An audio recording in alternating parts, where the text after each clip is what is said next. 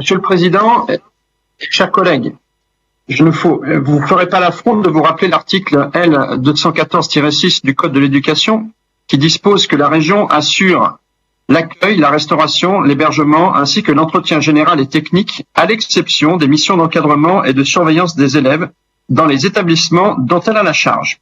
Or, les missions de ces équipes mobiles d'accueil renforcées sont floues. Tantôt accueil, tantôt surveillance. Selon l'un ou l'autre, ce dispositif pourrait outrepasser les compétences de la région. Cela me porte à dire que le véritable problème de ce rapport, ce sont les multiples zones d'ombre. J'ai donc plusieurs questions à vous poser. Quelle formation au milieu scolaire auront les membres de ces équipes mobiles? Quel sera le profil des personnes recrutées? S'agira-t-il d'agents de sécurité ou d'éducateurs scolaires? S'agira-t-il de création de postes comme vous l'avez promis aux organisations syndicales? Une intervention de 2 jours suffira-t-elle à rétablir un climat serein dans un établissement?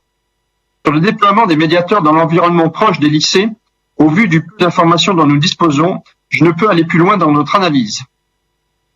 Toutes ces questions qui restent en suspens sont pour nous véritablement problématiques. Selon si ces équipes mobiles comprendront ou non des éducateurs scolaires, selon les détails qui nous seront apportés sur les modalités de saisine de ces équipes par les chefs d'établissement, notre position pourrait varier.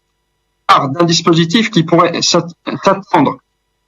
Nous pourrions passer à un dispositif franchement inacceptable, outrepassant l'initiative de l'autorité des chefs d'établissement au profit d'une logique sécuritaire et politicienne, risquant de créer des tensions supplémentaires dans les établissements scolaires concernés. En somme, sans réponse, nous pouvons craindre que cet outil soit davantage un outil au service de votre propagande électorale qu'un moyen de lutter efficacement contre les difficultés objectives que peuvent rencontrer certains établissements scolaires. Ainsi, nos propositions visent à combler la carence de ce rapport, ou du moins à en éclaircir les zones d'ombre. J'espère que vous saurez en tenir compte. Je vous remercie.